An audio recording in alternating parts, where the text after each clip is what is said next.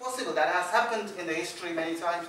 It's happening around in places that, it's not time to go into that. Peter might touch on it, and that's why we can build a bigger force. Throughout the history, we failed to see this. I mean, some of the previous speakers has briefly touched on this. We failed to see who actually real enemies were. Starting from Tamil Congress, it's not time to go into the history at the moment. We should continue to discuss, but starting from Tamil Congress, TULF, all the Tamil leaders either supported UNP or SLFP, particularly UNP, one of the most right-wing party in Sri Lanka, which is responsible for many riots, many attack against the Tamil people. And in fact, when LSSP, one of the LSSP leader, Kolminadi Silva, was speaking for the Tamil people, famously he said in the parliament, two language, one nation, and one language, two nations. He was supporting. At the same time, TULF leaders were secretly making a pact with the UNP government, which is attacking the Tamils. Right? This is what we need to address this as well. And it is this the rotten nature of the leadership, Tamil leadership, led to the young people taking up the fight in their hands in the 70s. And TULF was pushed to actually, when they Parameswaran mentioned in the 77, the 76 what they call a resolution, for example, that's come out of not because of TULF, but because of the young people within that movement actually asking to fight.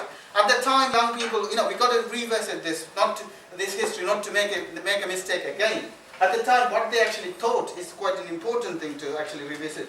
They argued for an independent force, or the nationwide, the Sri Lanka-wide force at the time to fight against the oppression. They argued for that case. In fact, in that resolution they put forward, I'll just briefly quote on the one thing just to show what actually they're trying to achieve at the time. Just briefly quote: the Tamil shall be a socialist state wherein the exploitation of man by man shall be forbidden. People, women reading about this and all those things should read it first. And it goes into some of the details how it can be achieved and so on and so forth. But the important thing is that the young people at the time thought we wanted to eradicate the oppression altogether once and for all. Not just achieve this or that, because they know that it's not going to give them a final result. And like, for example, exploitation of man by man shall be forbidden, or the means of production and distribution shall be subject to public ownership. These are, of course, worth fighting for. And it will. I also like to quote from another document. It is a much forgotten document, and it is forgotten because this idea has changed so much that this document's kind of forgotten. We have to revisit what we are actually fighting for. And this is the first document. It's the first political document published by LTTE. It's translated in many languages, including French, German, etc.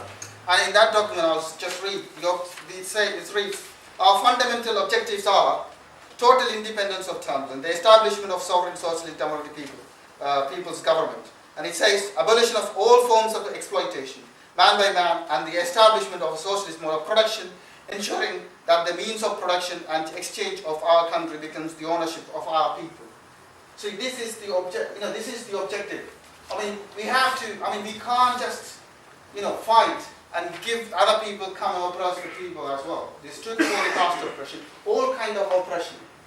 They stood for attacks against the Muslim. It is this resolution, first of all, acknowledged that it was the mistake of the Tamil leaders not to support the plantation workers when they were attacked by the singular Shahist nationalist force. They acknowledged that the attack against the 1915 Muslim people, attack against the Muslim people by the singular Shahist Anagarika Dharmabala people would know, who would read the history, we should have defended. And that is the correct position at that time. And I urge people to go back and read. And it's also lay out the strategy as well, such as we uphold the anti-imperialist policy. Therefore, we plight our solidarity with the oppressed humankind in the third world and in the struggle against the imperialism.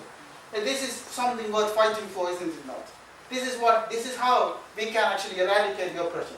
This is why we can win the forces who are fighting against these oppressions around the world. And that is an appeal actually at the time made by the young people to the people around the world. And that's why they got massive support around the world at the time. And this is exactly almost the same thing that, of course, certain things need to be changed in the different contexts and etc. But this is exactly that we are trying to do in the town solidarity as well. We work with, of course, we demand the immediate demands. The camp should be shut down. Went through quite a few people would know exactly the horrific condition in the camp. It has to be shut down immediately. It can't be, the Sri Lankan government spend millions and millions of dollars every single day in the war. I'm sure just a tiny bit of that money is enough to rehouse these people and look after these people.